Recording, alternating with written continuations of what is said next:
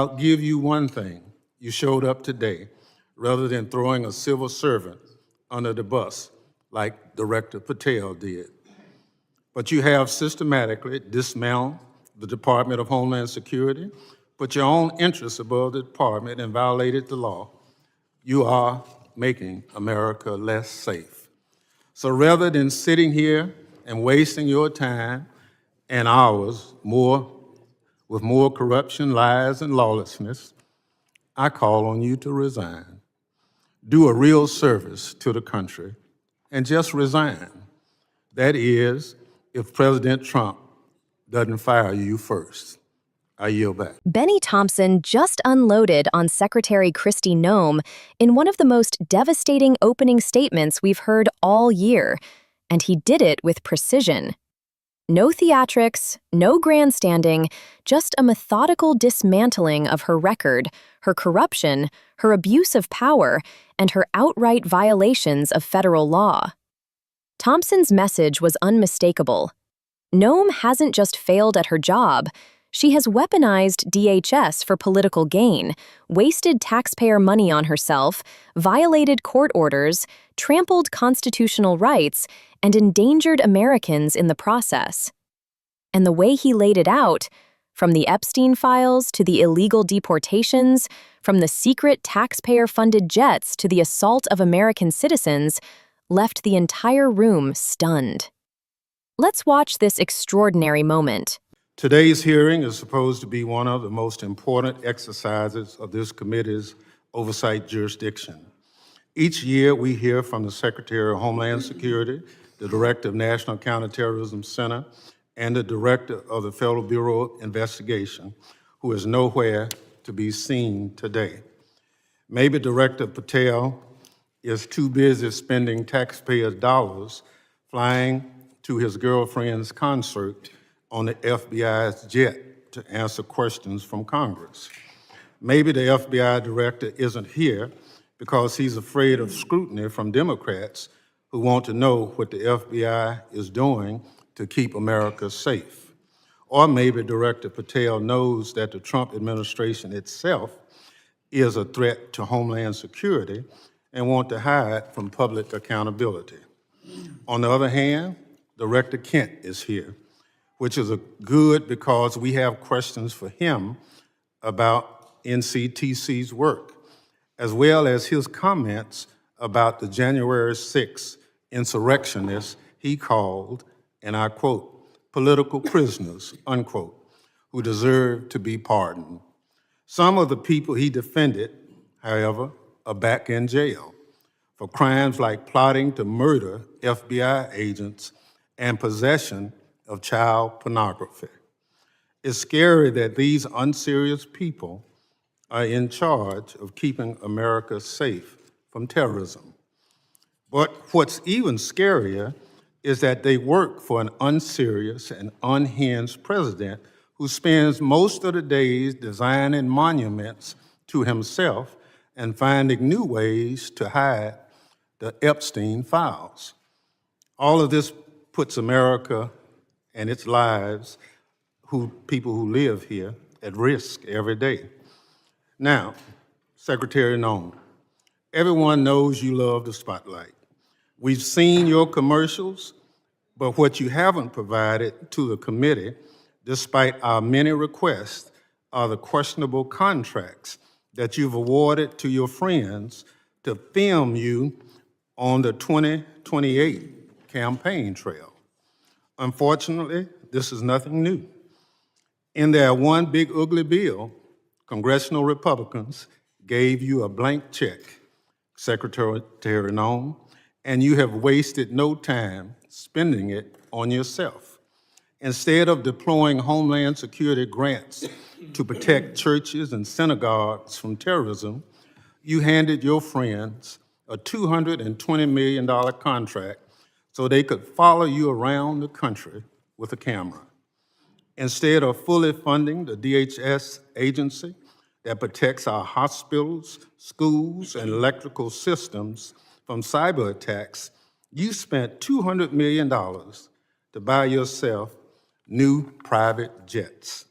And instead of paying Your way, like the rest of us, you're living rent-free in a taxpayer-owned property that is supposed to be reserved for military leaders.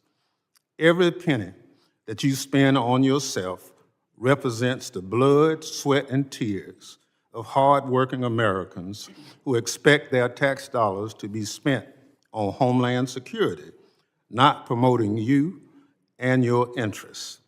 Apparently, you haven't noticed that regular people are suffering under President Trump's affordability crisis.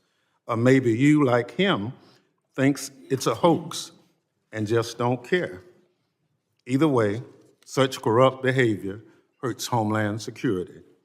But it's not just the corrupt behavior, Secretary Noem, that hurts Homeland Security. It's also your blatant disregard for the law.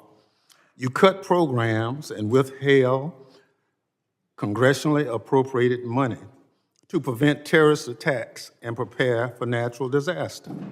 You eviscerated the Office of Civil Rights and Civil Liberties, which was supposed to keep DHS from violating Americans' constitutional rights. Within your own department, you illegally fired employees and retaliated against whistleblowers who reported wrongdoings at DHS. And during a shutdown, when frontline employees were working without a paycheck, your press shop never stopped using its social media accounts to push out racist and xenophobic posts. Throughout your tenure, you've diverted resources from critical Homeland Security agencies and programs to carry out an extreme immigration agenda. You illegally ordered people deported to El Salvador, despite a federal court order and Department of Justice counsel instructing you to not do so. You illegally ignored a federal court order and shipped people off to South Sudan without due process. You are illegally blocking members of Congress from conducting oversight of ICE detention facilities, even though federal law demands that we have access. In the process of carrying out this extreme agenda, at your direction, DHS has terrorized, beaten, and detained hundreds, if not thousands, of American citizens. At your direction, DHS has illegally detained and deported American citizens, including U.S. citizen children with cancer. At your direction, DHS has illegally gassed, pepper sprayed, and put their knees on the necks of Americans, including military veterans and clergy. At your direction, DHS has illegally tackled, beat up, and humiliated United States citizens, including senior citizens. At your direction, DHS has illegally tased, maced, punched, and even shot Americans. Black and brown Americans, in particular, have been racially profiled, detained, and locked up, and sometimes with tragic consequences. It's just one awful incident. A pregnant U.S. citizen was reportedly thrown to the ground, kicked, and left in handcuffs for hours after immigration officers did not believe that she was an American. She later lost a baby. You cannot enforce the law by breaking the law, Secretary Noem. That's not how justice works. It's not right, and it's un-American. And when Congress tries to carry out its constitutional oversight responsibilities, to question you about your department actions, you hide, often with the help of congressional Republicans. Never in the history of the committee has a Secretary of Homeland Security hidden from congressional oversight like you and your department have, Secretary Noem. Our oversight letters to you go unanswered. You owe us by extending the millions of Americans who sent us to Congress as their representatives a response to over a dozen letters. Your predecessor came before this committee regularly under administrations of both parties. But under President Trump, you and other department officials have rarely shown their faces at committee hearings. In the first year of President Biden's term, his administration made 28 appearances before this committee. 28. Under President Trump, DHS officials have appeared only 3 hearings before this committee, just 3. You, Secretary Noem, have appeared before this committee just twice. That's fewer appearances than your predecessor, Secretary Alejandro Mayorkas, who Republicans lambasted for not coming before the committee more often. It's interesting how my colleagues on the other side are now. Secretary Noem, I'll give you one thing. You showed up today rather than throwing a civil servant under the bus like Director Patel did. But you have systematically dismantled the Department of Homeland Security, put your own interests above the department, and violated the law. You are making America less safe. So rather than sitting here and wasting your time and ours with more corruption, lies, and lawlessness, I call on you to resign. Do a real service to the country and just resign. That is, if President Trump doesn't fire you first. I yield back. Gentleman yields back. Other members of the committee are reminded that What Bennie Thompson exposed in that opening statement is the kind of institutional collapse that doesn't happen overnight.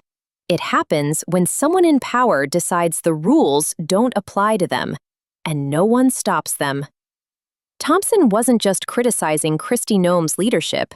He was documenting a pattern of corruption and lawlessness that would end the career of any other cabinet official in modern history. He laid out how Noem handed out multi-million-dollar contracts to friends, used DHS resources to film campaign content, bought herself private jets while cutting cybersecurity funding that protects schools and hospitals, and lived rent-free in property reserved for military leaders while ordinary Americans struggle through what he called Trump's affordability crisis. But the most damning part was his detailing of her repeated, intentional violations of federal law, illegally deporting people despite court orders, ignoring DOJ guidance, blocking members of Congress from oversight visits, and allowing DHS officers to gas, beat, tase, tackle, and even shoot U.S. citizens, including veterans, clergy, and pregnant women who later suffered devastating consequences. Thompson described children with cancer being deported, military spouses jailed over minor offenses, and American citizens racially profiled, assaulted, and denied due process because Noem's DHS did not believe they were American. And instead of accountability, he showed how she dodged oversight, refused to answer letters, skipped hearings, retaliated against whistleblowers, and dismantled the internal civil rights office meant to prevent abuses. Thompson's warning was unmistakable. DHS is no longer functioning as a national security agency. It's functioning as a political weapon for an administration obsessed with revenge, secrecy, and power. He made clear that Noem has put her personal ambitions above the Constitution, above the law, and above the safety of the American people, and that her presence in that chair makes the country less safe, not more secure. And that's why his conclusion hit as hard as it did, because it wasn't symbolic, it wasn't rhetorical, it was the sober assessment of the man who helped build the modern Homeland Security Committee. Kristi Noem is unfit to lead DHS. She has broken the public trust, and the most patriotic thing she can do is resign before the damage becomes irreversible.